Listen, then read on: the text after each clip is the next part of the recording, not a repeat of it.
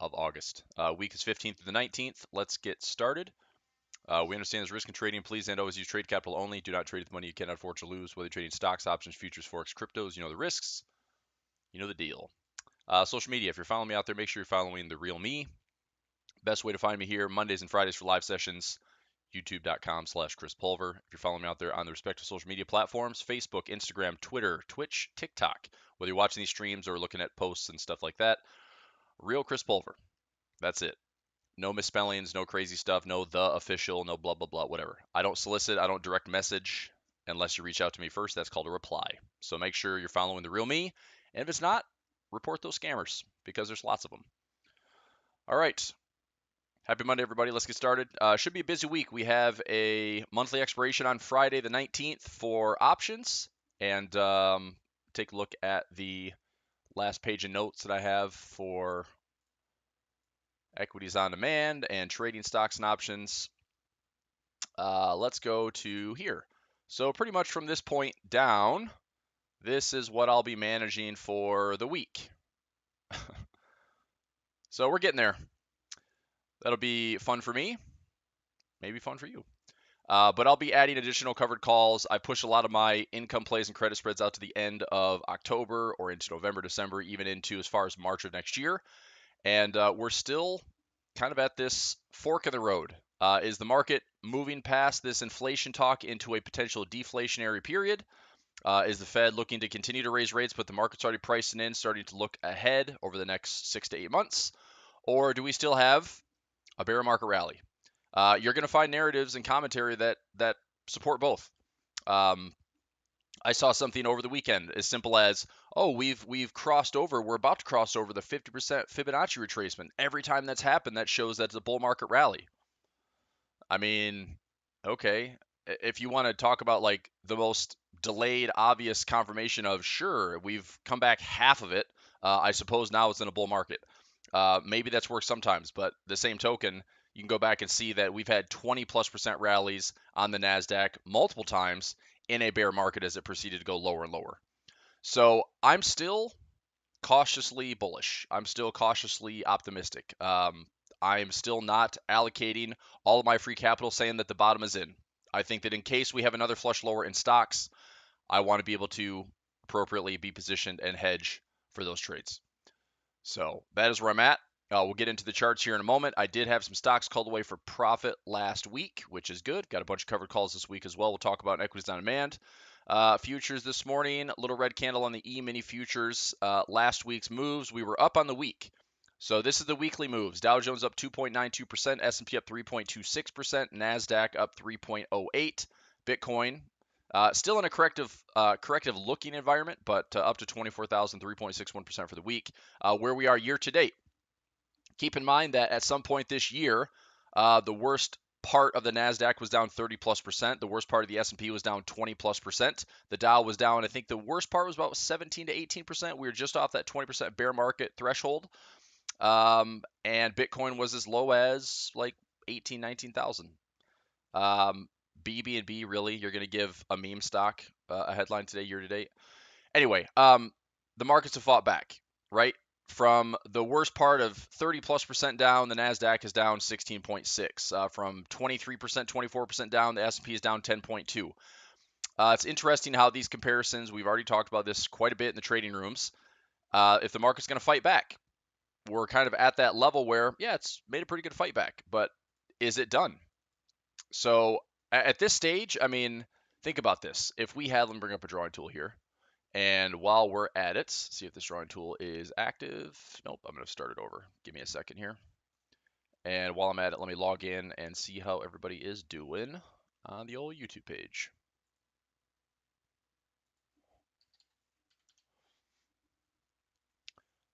All right, so drawing tool is now up. So let's draw. Okay, so if you have this high and you have this low, have we crossed over that 50% level? Well, there's a couple ways to look at this. If anybody out there uses Fibonacci, a couple ways to look at it. One could be from this low to high, right? You go from this low, you go to this high, and have we hit the 50% pullback level? The answer is no, we've not. Now, what's interesting is that 50% retracement from the swing ends up being about a 30% correction off of the top. Okay, so this would be an overall roughly 30% correction from the S&P from the historical highs, right? And that's a 50% tracement from the swing from the COVID crash low. Now, to me, technically, that looks like a fantastic spot to have some really strong support with some conviction and say that, look, we could put in a really nice technical low in that area. And instead, we turn there. Now, that is what has me a little bit skeptical of the bottom is in. And I'd say this, here's how we know, right? If the market just keeps going and going and going, well, I guess that's the bottom. And unfortunately, that's probably going to be how it feels. For somebody to say the bottom is in, you'll literally read that out there. There will be comment, analysts will commentate. You'll see reports in Market Watch or any financial outlet. They'll say whatever, looking past inflation's peaked, blah blah blah. It's time to get bullish. And maybe this is what happens. You have this FOMO rally that continues to drift higher, and the market is well on its way to come back up and revisit these highs, right? Cool. So the market, let's say the market drifts higher, and it just feels like, how could I have participated? How could I have gotten involved in that? And the answer is, you had to start buying back in June when things felt really crappy and nobody wanted to be in the market. Everyone's pulling out and trying to close positions and panicking. Then you actually participate in that run and you enjoy it. Instead, now it's like cautiously bullish, cautiously bullish. It's going my way. It's going my way. Okay, these are good. Keep rolling covered calls. Keep trying to extend those profits. Keep running, right? And enjoy that run. But I think the reality could be this. We've had a nice run, okay? It's a nice summer rally, which typically doesn't happen. But coming out of August into September, September is usually a fairly bearish month for stocks or a very tiny, minute bullish month, historically speaking. So, could we have a low in June that starts to look like a threat in September or October? Maybe there's some uncertainty swirling around the midterm election in November. Is that enough to create a higher low where the market makes a low, higher low, and then we have another push towards Q4 and another push into Q1 where we actually do get some opportunities to look at, okay, hey, I think if it's going to rally, we can look for a trendline break. If it's going to continue to rally, we can look for breakouts and flags and look for trendline breaks. And this market, from now until the end of the year, actually has some wave cycles to get up to these highs. I think that would be a little bit more normal. I think that would be like a healthier market cycle. Because if that doesn't happen, I think that if the market goes all the way back up here, you're going to see a lot of money getting thrown at the markets here, and I think it comes back down all over again. And what narrative and what is going to be said in the markets, what headlines will you read to have that happen? I have no idea. But to me, and I said this late last year and the beginning of this year, I said the way that we are sitting in these market cycles right now, this could have a 2015, 2016 type look to it where it's consolidating. We've had trends for 14 years. It would make sense that the market can have a contraction cycle. It makes sense the market could have a range for once in its life. And maybe this range is a 20 to 30% range. Now that gives investors the opportunity to buy low, protect profit at highs. Buy low again, protect profit at highs. And I think perhaps over the next couple of years, it's going to be a trader's market, right? Not a hodler market, not a buy and hold forever if you want to make money. I mean, you can buy and hold and maybe you'll be safe, but you're not going to have gains necessarily. You're going to be up profit and then back down. Up profit, back down. Okay, so I think it's going to be a trader's market. And worst case scenario would be this. We had a nice summer rally. Doesn't even matter. The Fed's going to continue to tighten. Inflation isn't peak. Inflation isn't past us. It gets worse. And risk aversion shows back up and the market runs back to these levels. Comes back to this potential pre-COVID high. Technically, I'd like to buy it there, okay? But I still want to be hedged for something that gets way worse. In case we have this big broadening formation and this thing comes way, way down here, I want to be prepared for that. All right? So here's my summary. I don't care if the market goes up or the market goes down. I am trying to position every bit of my portfolio to make money in either environment. And if you're not doing that, then you're essentially 50-50. Because if you're trying to be bearish and the market goes up, what are you going to do? If you're trying to be bullish and the market goes down, what are you going to do? I think you have to be properly positioned for both. You have to either be diversified or trading different asset classes or properly hedged to do both. Because the fact of the matter is, nobody knows what's going to happen in the next 6 months. Nobody. I don't, right? I can paint the perfect technical picture. I can convince all of you watching live or in this video that this is exactly what I think is going to happen. Doesn't matter. Doesn't mean I'm right. So I think it's about risk management and how you are positioned. So if the market does this, how does that affect you? Hopefully you can find ways to make money. Okay? And so I'm telling you that is what my goal is for the next 6 to 12 months. It doesn't matter what the market does. I will tell you what's easier, right? It's easier if this is what the market does. That will be easy. If the market does that, easy peasy. If the market does this, well, I'm positioned for it, but it's going to take some courage to say, hey, look, I've got to keep buying. I've got to keep buying. It's not the easiest thing. I've got to be patient to wait for some of these levels to, play out. Let's see how ugly it gets. So that's my public service announcement for the day. How are you going to be positioned for whatever happens? Because look, everybody wants bullishness. Everybody wants the market to go up. Everyone wants every asset they've ever touched to go up and increase in value. But what if it doesn't? How does that affect your trading? Okay, so think about that. And I think if you have that mindset of 3 months out, 6 months out, 12 months out, if the market goes up or goes down, how are you affected by it? How are you able to generate profit from that? That's what's important. Okay. All right. Let's see here. Got about 50 people watching live this morning. Nice to see everybody. Donna's here. Chris is here. Gail's here. Ruth Ann, nice to see you. Wayne, David, Craig, Peter, good morning. Liam, good morning. Joe, good morning. Leroy, what's happening? Brad is here. What's up, Linda? How are you? Pound Ozzy, yep, looking good. Yes. Maryland's here. Cool. Okay. So let's talk some charts. So that was my little S&P, technical outlook. We are still in the heat of summer, right? It's August 15th. Forex-wise, I'm interested to see how the market's going to possibly transition. Interesting volatility today to kick off the week. JPY is getting much, much stronger. We have our CAD, Aussie, New Zealand on the weaker side. The Swiss is slightly ahead of the Euro, which I don't love, but the JPY taking the strength today. Still looking for some rebalancing, which technically makes a lot of sense. I would love to see the JPY continue to stay strong and find some big levels. It could be as simple as this. The dollar yen, if we start to break these lows, let me see. I don't want the 8 cap view. Let's go dollar yen here. There we go. So I'm looking for a potential symmetry swing down to these lows, down to this 200 EMA. We've already measured this also inside of Flex Trading Room. We were looking for something that went back to like 2000. You don't need to see that.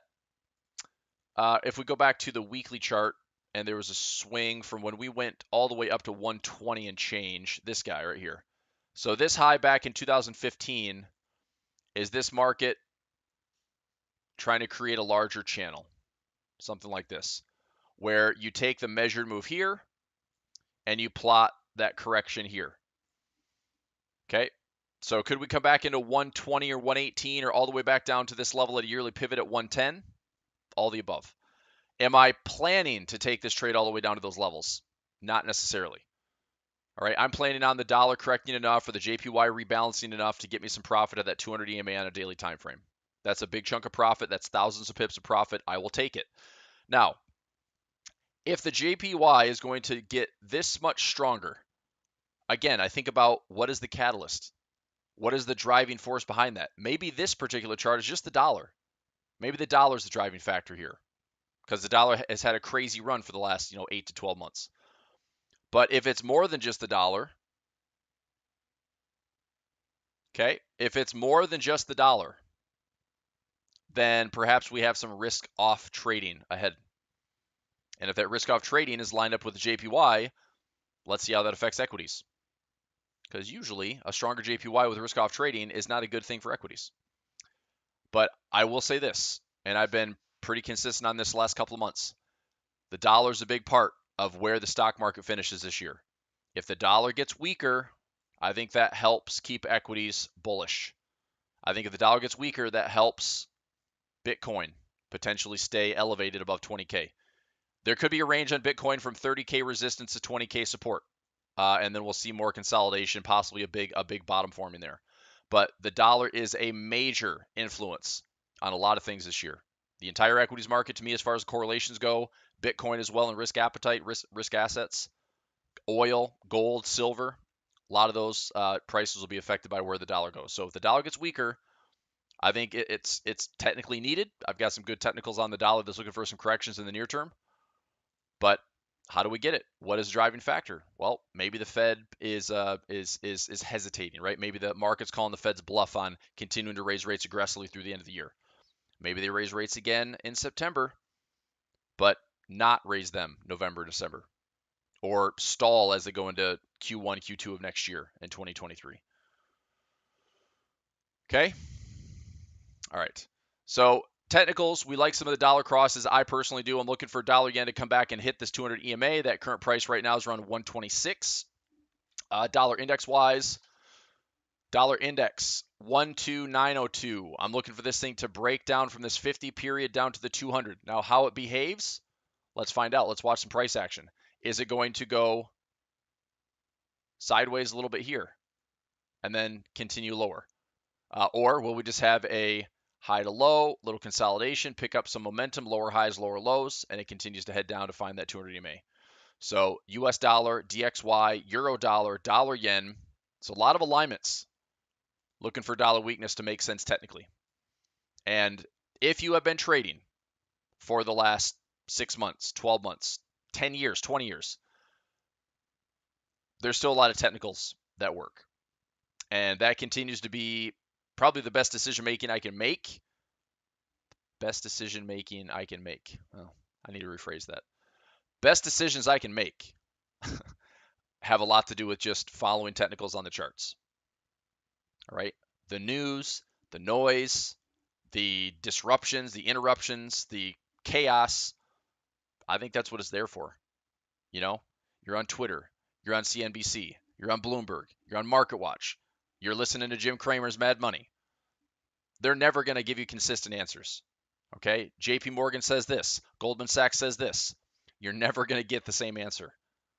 Okay? Trade your charts.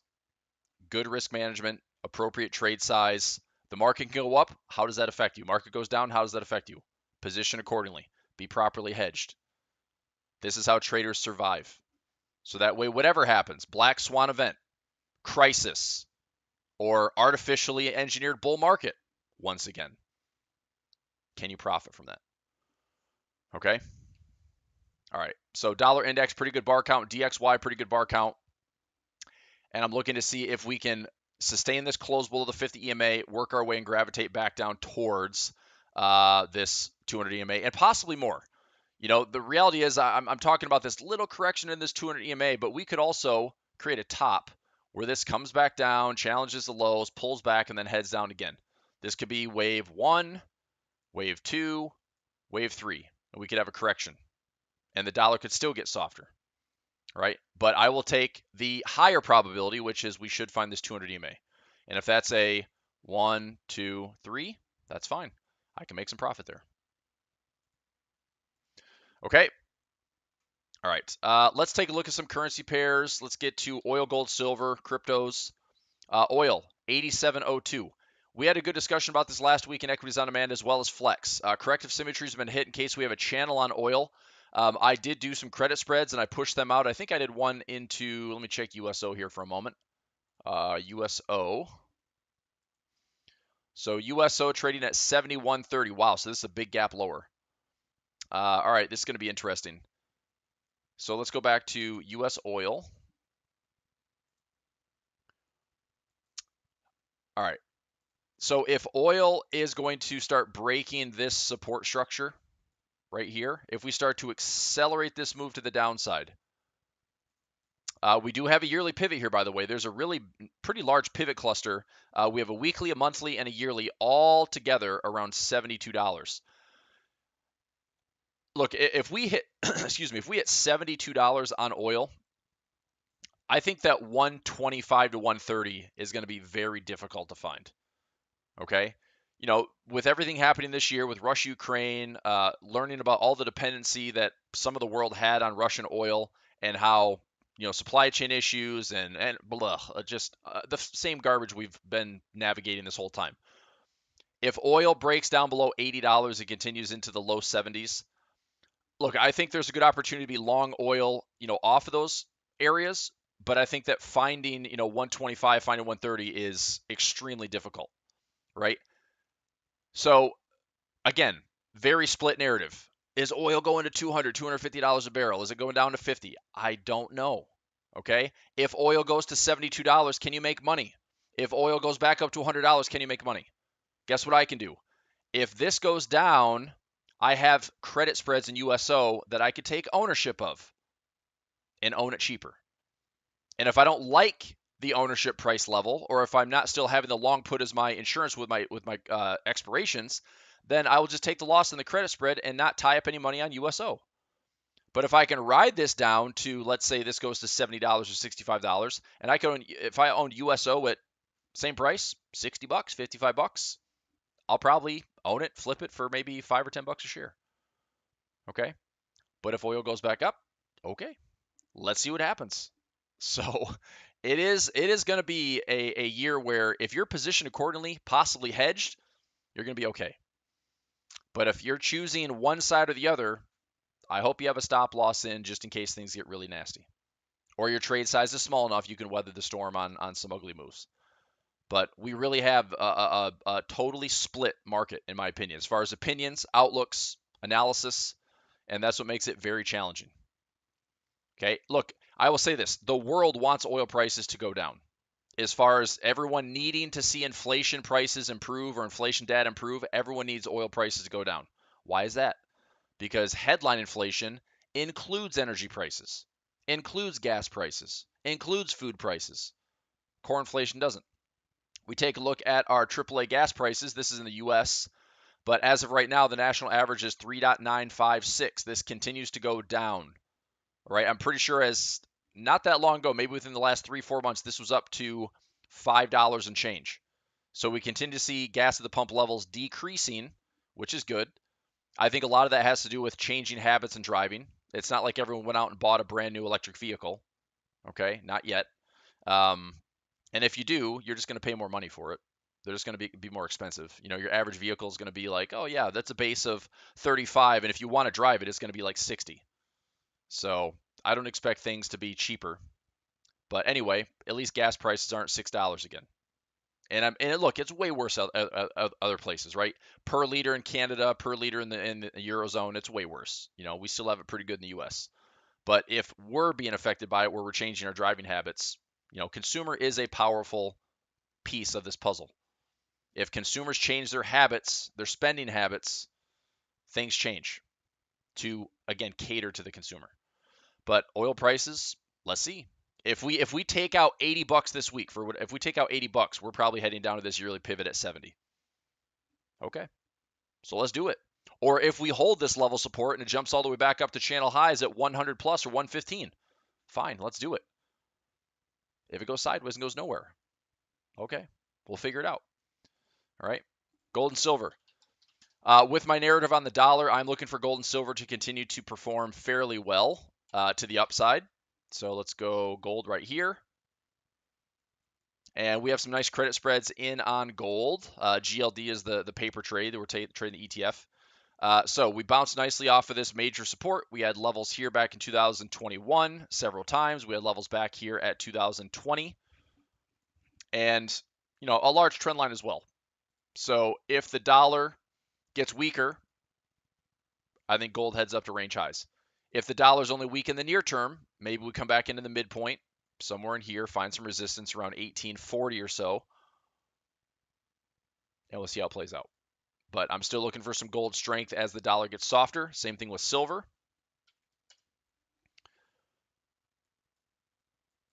Silver, I need to see a recovery. So we're looking at the same type of turn. The dollar's gotten a little bit softer. Silver popped up here. If silver can overtake $22, I'm looking for more bullishness back to $29 to $30. SLV is a good instrument to trade. We had a really nice fill of this big pocket back here around $19.50. So I'm looking for a bottoming pattern on silver to stay long. Silver is one of my larger positions portfolio-wise. I think share-wise and position-wise, it's probably about 5% of my portfolio right now. Okay. All right, and then Bitcoin, take a quick look at Bitcoin. Trading at 24,099. Let me go into my Bitcoin feed. Make sure I have my analysis on here. Bitstamp or Coinbase. Goobers or Raisinets. Here's my analysis. So a little bit of a corrective channel. A couple levels to be mindful of. This past support, we nearly hit. This breakout point in these pockets, right around 29,000. I think that, we could have this, as long as we're not taking out lows. We have higher lows, higher lows, higher lows, higher lows so far. We do have an August pivot that has been unhit, so that's right around 22 in case there's a little bit of a sell-off. But does this just simply come back down to the pivot, find some support, go back up, come back down to support, go back up, and we come back and find some of this past structure? I do think right now, if I'm going to kind of call a resistance area, 30K is pretty major technical resistance right now. Okay. So, outlook-wise, I could see us correcting, finding a potential sell-off here, and then we really see what this 20K to 18,000 support is made of. If this is going to be the low, okay, and this is going to be our high for the foreseeable future, we've got to figure out how to trade it. I would still dollar cost average at lows if we have strong support. You can also take partial profits if you want to go from, let's say, 20K to 30K. Have a 1/3 move, have a 33% rally.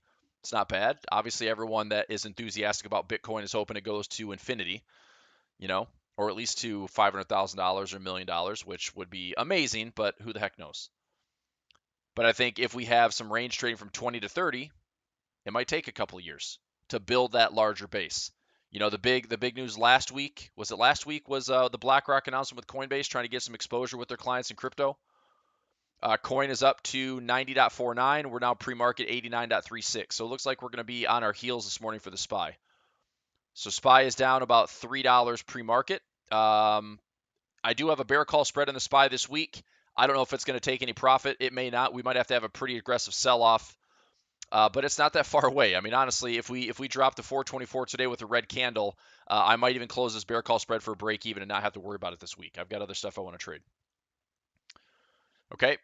So again, watching a little bit of everything. Currency-wise, any stocks you want to take a look at? Like I said, I got a big list here. Stocks that I did get called away last week. That's this Friday. FCX, I need to add another covered call, I think. FCX, let me check. FCX. Freeport McMoran. This is opening at 30.30. I'm going to have to do another covered call in the next minute or two before I start equities on demand. So that's going to be an added covered call. Alcoa expires this Friday for covered call. FXI, $30. FXI, did I lose this one for profit? We closed last week at 30.24, so I did get this called away. Got it called away for $1.89 profit. I'll take it. So not complaining there. So this was $1.89 per share.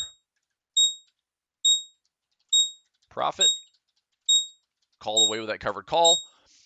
Google, I'll recover. GDRX this week. HIMS this week. Alibaba, need to add another one. HAL for this week. TAL got called away.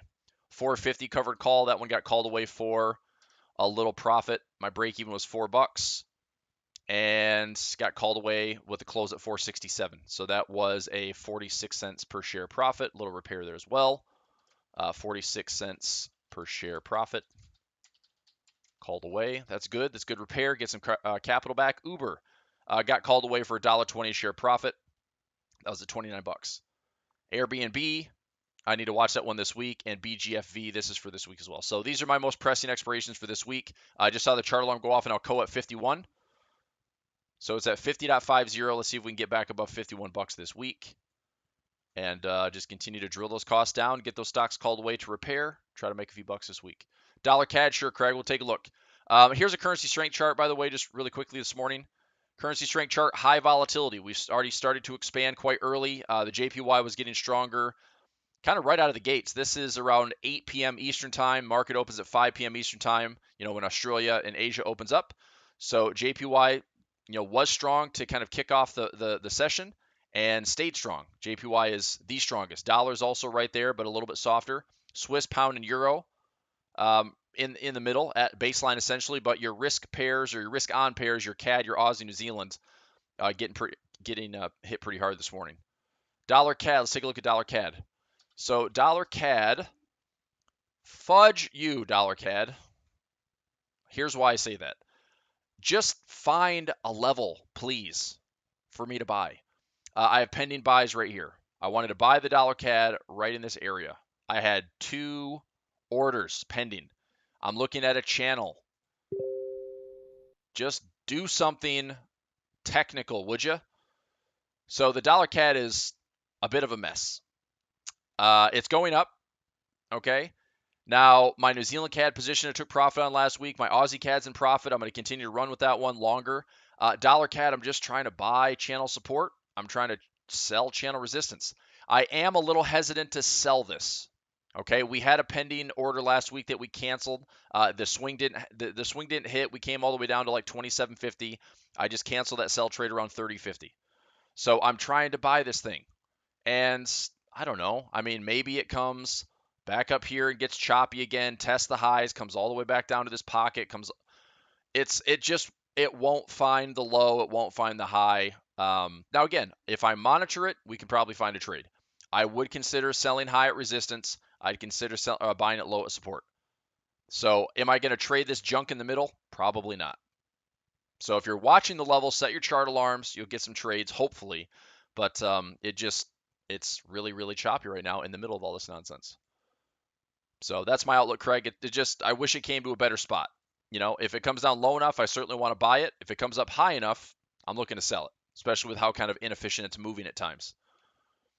Like I said, other CAD crosses, I'm long on Aussie CAD. This one continues to head higher. Hopefully this will be a nice little run to challenge this high. And if it pulls back at all, I'm still going to stay long and target this previous area. 93 to 9,400 on Aussie CAD long will be my profits. And New Zealand CAD I took profit on last week. It's continuing to run a little bit higher. I'm looking for pullbacks to buy some more. So if we get a pullback to this weekly pivot, get a pullback into this past breakout point, I'm trying to scoop up a couple more, target this high, target this previous low. That's around 83 to 83.50 on New Zealand CAD. Euro CAD, Pound CAD, also we have been long on those. We took some profit on Euro CAD when it hit 3,200. We're trading at 3,205. So if you're in with me at 3,000, you can take some profits, a couple hundred pips. If you're long with me on Pound CAD, hopefully this one will continue to run. Nice candle on the day. Let's close above this 50 EMA on the daily, and hopefully that gives us some open space to trade back up to 1.60 and higher. So between 1.60, 1.62, I'm looking to stay long in this Pound CAD. Right? And then meanwhile, we've seen the Cad Yen finally turn lower. I was hoping we'd have a chance to sell it up here again. If we want to sell the Cad Yen, I was hoping to be up here around 106, 106.50. It looks like we're doing the same thing. We've broken the 50 EMA. We've pulled back. We're heading back down into probably this 200 EMA and finding this support. So it looks like right now with the aggressive move, we probably have some flows to the downside with, stronger yen and kind of the risk-off trade. So Aussie yen short, Cad yen short, New Zealand yen short are probably looking pretty decent for this week to see if this JPY strength continues for the next couple of days. Okay, so good stuff on that one. Anything else? Currency-wise, stock-wise, Aussie, New Zealand, we're still selling that 111 handle. It's really choppy, but still able to grab 50 to 100 pips. The robot trades that I've been working with are doing pretty well. I will throw this out there. If interested, I can put this in the chat. Let me see if I have a link to it. I do right here. So we have a Mind Over Markets event coming up. If interested, it's a full day, or I'm sorry, a full week. We have trading sessions, 3 days. We have breakout sessions, one-on-ones. There's a VIP session for those that granted VIP access or want VIP access. You'll have specific breakouts and strategy discussions with myself and the team. If you just want to have a 3-day event, we're talking about the second half of the year, where we're going for the rest of the year, big forecast, big macro predictions, why, not just fundamentally, but technically. And if interested, I can post a link in the chat. And if anybody is familiar with market traders, you can contact an educational specialist or just click on the link that I post and you can inquire. Okay, so there's a link right there. Ozzy Swiss, I see the request there, sure. Humble Manifest of Riches. I wish that was my name. Ozzy Swiss. I still like Ozzy Swiss to the following areas. I'm still long in Ozzy Swiss, looking to come back into this pocket. That was from the Swiss National Bank rate decision when they went from -7.5 to -2.5. Eventually, look, this can come back up to resistance, but we may have to do it in a slightly bearish fashion. We might have to come back down to this low or build a base back here at this pivot around 64 to 6,300. Then we start to work our way back up. I'm not sure if anybody noticed this, but if you have been following me on the Euro Swiss hit my symmetry level around 96.30. It's literally at it right now. Okay, I am patiently, and I need to stress the word patient. I am patiently waiting for that trend line to break. Okay, this is weekly, monthly symmetry. I'm looking for the right-hand side of the trend line. Let's see if we can get this Euro Swiss to come back up into parity again. Let's see if we can get the Euro Swiss to come back and target that big inefficiency around 103. And I'd love to see it come back up into 105 to 106 because we have technical resistance and a big fat yearly pivot. Okay. Mind over markets in person. I don't know if there's going to be an in-person component this year. I know that we did an anniversary event that was in person. Mind over markets, we did like a January, February kind of year kickoff. I think it's just going to be an online event for this portion. If we did something in person again, it's probably going to be end of year or beginning of next year, I'm assuming. But again, if you have any questions, you can feel free to inquire with your educational specialist and stuff like that. Okay. Aussie Swiss, we good. Euro Swiss, we're at these flash crash lows from 2015. Look, it doesn't mean that it has to turn. Okay. And that's the most painful part is like, there's nothing lower or lefter to look at on the Euro Swiss. But at the same time, and I'm prepared for this. I've already positioned for I'm in at 96.30. I added a position today, so it's been filled. I have a 92.50 and a 9,000. Now, why the heck would I want to just let this price fall against me another 300 to 400 pips? Well, it's mostly absorbing. If this is going to drop, and at this point, I feel like the trend has been strong enough that perhaps it's more of a flash crash transition if that's the case. And if that does play out, a flash crash transition that fills me at these really great levels, lowers my cost basis, and then I target all the way back up into this pocket area, I'll turn that into a nice win. Okay? So I'm willing to absorb any potential downside for the next 600 pips essentially. Do I think it's going to do that? I don't know. If it does it, I feel like a flash crash since we haven't seen one in 2 years. I wouldn't be surprised in Forex if we somehow have one. Maybe it's the yen, maybe it's the dollar, maybe it's the Swiss.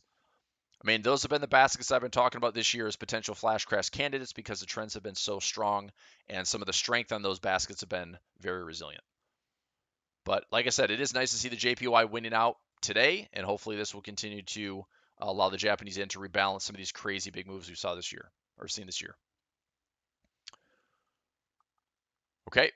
All right, everybody, it's 9:40. I'm going to go and wrap up here for today's Monday session. I know that we ended last week's Monday session, I think, early because I had a bunch of stuff going on at the house. But today, we'll wrap it up in an appropriate 40 minutes. It's going to be a busy week, all right? It's a monthly expiration for the month of August.